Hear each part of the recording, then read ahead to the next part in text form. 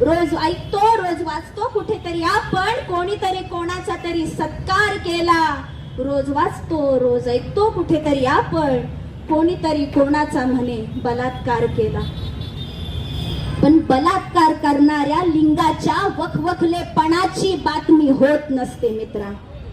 बलात्कार करणाऱ्या लिंगाच्या वखवखलेपणाची बातमी होत नसते मित्रा, आणि लिंगाच्या घुसमटलेपणाचीही नाही.